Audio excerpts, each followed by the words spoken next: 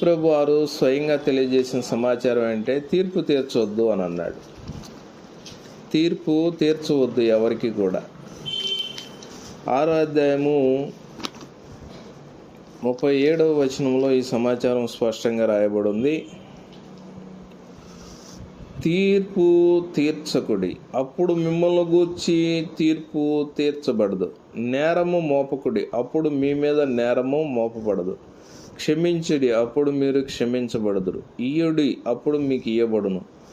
అణచి కుదిలించి దిగజారునట్లు నిండు కొలతను మనుషులు మీ ఒడిలో కొలుతురు. మీరు ఏ కొలతతో కొలుతురో ఆ కొలతతోనే మీకు మరలా కొలవబడును. ఖచ్చితంగా కొలవబడుతుంది.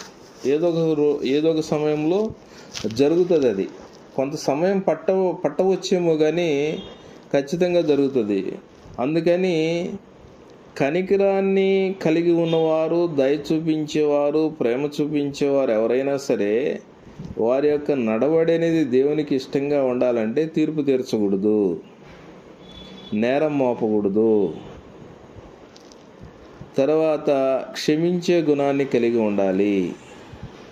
తర్వాత ఇయ్యాలి, ఎవరికైనా సహాయం చేయాలి మనకు చేతనైనంత వరకు.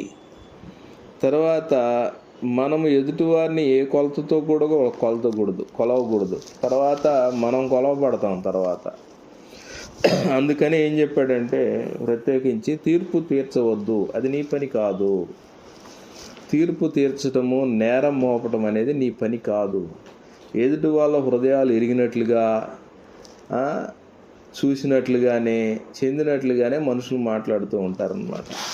క్రీస్తు వారు స్వయంగా తెలియజేసిన సమాచారం ఏంటంటే ఆయన విమర్శించే విధానం వేరుగా ఉంటుంది.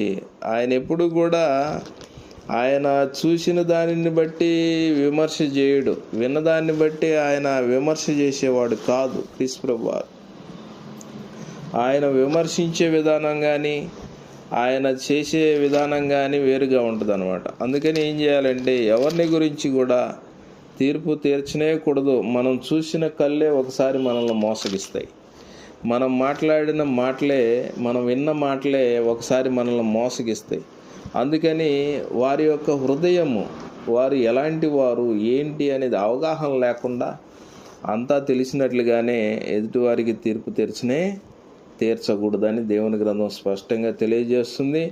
దేవుడు ఆ విషయమే, అది ఆయన పని కాబట్టి అది ఆయన చూసుకుంటాడు. అది మానవులకు సంబంధించిన సమాచారం కాదు. అందుకని ఏం చెప్పాడంటే కనికరం చూపించడం ఎలాగో